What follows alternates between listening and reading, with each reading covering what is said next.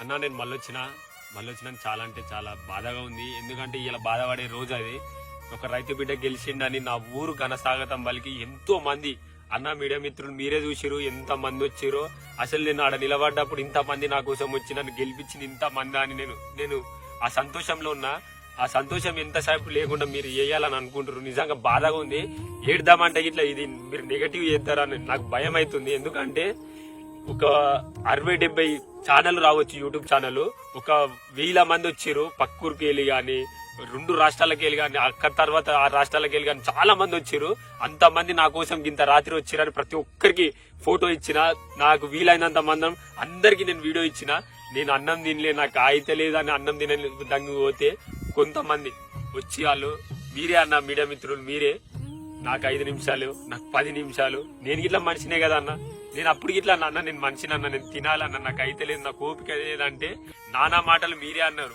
First నుంచి పెట్టలే, సగం నుంచి పెట్టి మిమ్మల్ని నెగటివ్ చేస్తా అంటే అన్న ఒక రైతు బిడ్డ రైతులను గెలిపించుకుంటా అన్న. చేసిన తప్పేందా అన్న మీరే చెప్పుర్రి. రైతు బిడ్డ తప్పు చేసిందా? నేను తప్పు చేసింది చెయ్యండి మా ఊళ్ళకి తెలుసు. వాళ్ళు నేను తప్పు చేయలే కాబట్టి నన్ను ఇవాళ గెలిపించుకోరు. పల్లె ప్రశాంత్ ఏందో రైతులకు తెలుసు, జనాలకు తెలుసు, జనాలు చూస్తున్నారు. మీ పక్షాన ఏమన్నా తప్పుగా మాట్లాడుంటే దయచేసి నన్ను క్షమించండి. కానీ పల్లె ప్రశాంత్ అసలు తప్పు చెయ్యడు. మీరు ఆలోచించురు అన్న. నిజంగా అందరికీ నమస్కారం. ఎలా ఉన్నారు అందరూ? Thank you so much each and everyone. ఇరు రాష్ట్రాల ప్రజలకి అందరికీ పాదాభివందనం. నన్ను ఇక్కడి దాకా తీసుకొచ్చారు. మీ ఇంట్లో ఒకటిగా నన్ను చూశారు. ఇంతకన్నా నేను చెప్పుకోవడం అంటూ ఏమీ లేదు. గెలవలేను అనుకున్న వాడిని గెలుపు దాకా తీసుకొచ్చి గెలిపించారు. అంతకన్నా నాకు ఇంకా వేరే అదృష్టంగా నేను ఏం ఫీల్ అవ్వట్లేదు. Thank you so much to each and everyone. And బాధాకరమైన విషయం ఏంటి అంటే అందరూ చాలామంది అడుగుతున్నారు. నేను దాని గురించి పెద్దగా అనుకోలేదు. ఆ బాధలో ఉండిపోయాను. చాలా బాధపడ్డాను. కారద్దాలు పగలగొట్టారు. బయటికి రా, నీ అంతా చూస్తా అన్నారు. నేను ఒక్కనే ఉన్నప్పుడు మీ ఇష్టం వచ్చింది చేసుకోండి, నాకేం భయం లేదు, ఎవరికి భయపడాల్సిన అవసరం లేదు. కానీ మన ఇంట్లో కూడా ఒక అమ్మ ఉంటుంది, ఒక అక్క ఉంటుంది, ఒక చెల్లి ఉంటుంది, ఒక భార్య ఉంటుంది. వాళ్ళు మన పక్కన ఉన్నప్పుడు మనం ఎలా ప్రవర్తించాలి అనేది కూడా మనం కొంచెం ఆలోచిస్తే బాగుండు అని నా అభిప్రాయం.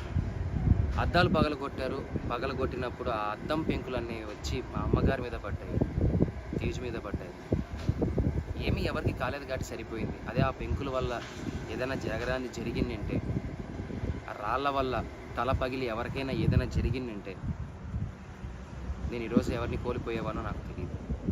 ఇలాంటివి ఇంకెప్పుడు ఎవరికి జరగకూడదు. ఇలాంటివి ఎప్పుడు ఎవరికి చేయకండి. మీకు కోపం ఉంటే తిట్టండి, పడతాను. కామెంట్ పెట్టండి, చూస్తాను. ఇంకా కోపం ఉంటే వీడియోలు తీసి పెట్టండి. ఎలాగో పెట్టారు, నా కుటుంబాన్ని మొత్తం బాధ పెట్టారు. నేను ఏది పట్టించుకోవట్లేదు. ఎందుకు అంటే నేను నమ్ముకుంటే నా హీరో, నా గురువు మాస్ మహారాజా రవితేజ గారు, ఆయన వచ్చి నాకు అవకాశం ఇచ్చిన రోజు నేను గెలిచాను. నేను బయటికి వచ్చిందే ఆ గెలుపులో వచ్చాను.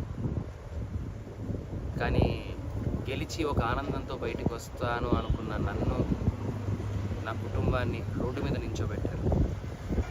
అది చాలా బాధ వేసింది. పర్లేదు, నన్ను ప్రేమించే వాళ్ళు, నన్ను అభిమానించే వాళ్ళు ఉన్నారు కాబట్టి దేవుడు చల్లగా చూడబట్టి మా అమ్మకి నా భార్యకి ఏం కాలేదు. నాకేవైనా పర్లేదు. మన ఇంట్లో ఆడవాళ్ళు మన పక్కన ఉన్నప్పుడు కొద్దిగా జాగ్రత్త వహిస్తే బాగుంటుంది. జరగరాని ఏదైనా జరిగితే కప్పు పోతే తిరిగి తెచ్చుకోవచ్చు, డబ్బు పోతే తిరిగి సంపాదించవచ్చు, మనిషి పోతే తిరిగి తీసుకొని రాలేమండి. ఇది గుర్తు పెట్టుకోండి. చాలా రిక్వెస్ట్గా అడుగుతాను, దయచేసి ఇంకెప్పుడు ఇలా చేయకండి ఎవరి దగ్గర. Thank you so much. ఇప్పటికీ మీకు నా మీద ఏదైనా కోపం ఉంటే ఎక్కడ రమ్మంటారు చెప్పండి, వస్తాను, మీ ఇష్టం. కానీ ఎవ్వరికి ఇలా ఇంకెప్పుడు చేయకండి. I love you all. Thank you for each and everyone support చేస్తున్నందుకు. ఇంతకన్నా ఏం చెప్పలేదు. Thank you so much.